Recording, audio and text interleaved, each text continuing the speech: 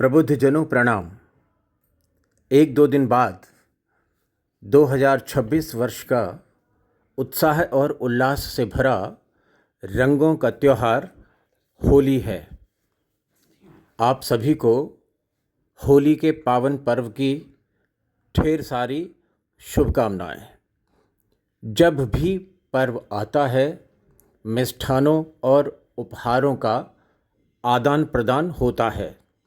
ये ही मानव समाज की समय के साथ पली बढ़ी व्यवस्थाएं हैं। मानव उत्सव मनाता है, पशु पक्षी भी उत्सव जैसा कुछ मनाते हैं। प्रणय के प्रसंग हों या उनके बच्चों के जन्म आदि, पशु पक्षी और यहाँ तक कि वनस्पति भी विशिष्ट भावों का प्रकटीकरण करते हैं। सनातन जो कि एकमात्र धर्म है, बाकी क्या है पता नहीं, स्वयं प्रज्वलित हो। यह सूर्य प्रतिदिन उत्सव मनाता है। कल कल करके बहता जल निरंतर उत्सवमय है। यह पवन अदृश्य सी नाच कर रही है। कभी अग्नि की ज्वाला को देखिए, भगवा लपटें कैसी नाचती हैं। यह पृथ्वी अपनी कोख से क्या क्या नहीं उपजाती है और अपनी कोख में क्या क्या नहीं समाती है। क्या आपको आकाश की विशालता परमात्मा जैसी नहीं लगती, जिसमें अनेकों ब्रह्मांड नाच रहे हैं? कितना उत्सव भरा हुआ है इस पृथ्वी में। उत्सव है तो यह समय समय पर उपहारों का आदान प्रदान भी करती होगी। क्या आपने देखा है इस प्रकृति से मिले उपहारों को? यह प्रकृति जड़ और माया तो है ही, साथ साथ नित्य और सत्य भी है। इस प्रकृति को मिथ्या कहने वाले कमेंट लिख इस अल्पज्ञ और अज्ञानी का ज्ञानवर्धन करने की कृपा करें। पुष्प, फल, इंद्रधनुष ये कुछ प्रकृति के सहयोग से मिले उपहार हैं जो प्रकट हैं। अति विशेष उपहार वो हैं जो अदृश्य हैं और प्रकृति जिसके मिलने में माध्यम बनती है। याद करिए आप ऐसे उपहार का जो आपको प्रकृति के माध्यम से मिला हो। कृपया साझा करें। क्या आपको किसी घटना की पूर्व सूचना किसी स्वप्न के द्वारा मिली है? क्या ये डिवाइन का प्रकृति के माध्यम से मिला उपहार नहीं? क्या आपके मन में प्रबलता से रहने वाले विचार, दृश्य या किसी अन्य प्रभाव को सच होते देखा है? क्या यह नेचुरल गिफ्ट नहीं? क्या आपने कभी अपने शत्रु को उधड़ते देखा है? क्या यह गिफ्ट नहीं कि आप कुछ ना करें और शत्रु उधड़ जाए?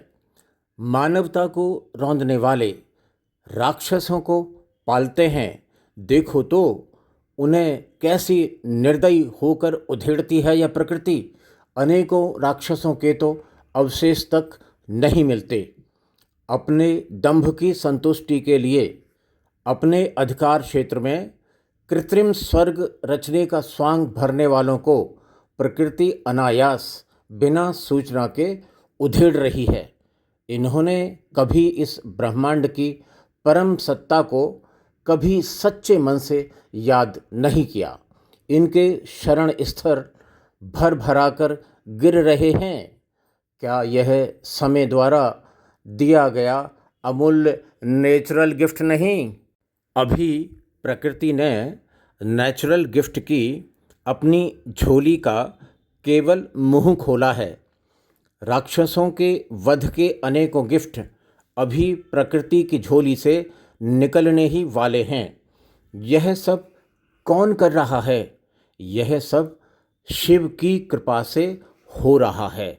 जो नकली है, छद्मवेशी है, पाखंडी है, अब छिपा नहीं रहेगा।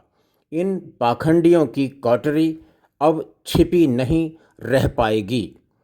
एक जैसे पाखंडी एक दूसरे को ढूंढ ढूंढ कर झुंड बना ही लेते हैं। तभी कहते हैं birds of a feather flock together.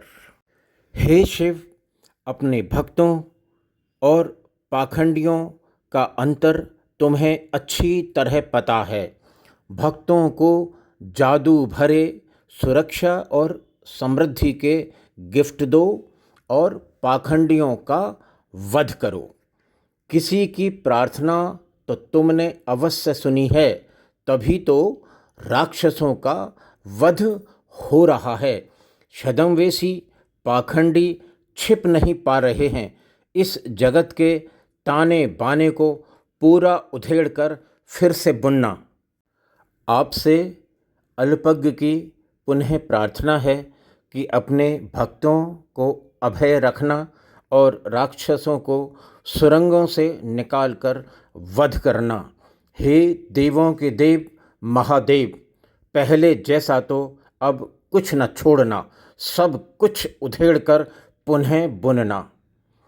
सम्मानित प्रबुद्ध जनों को प्रणाम।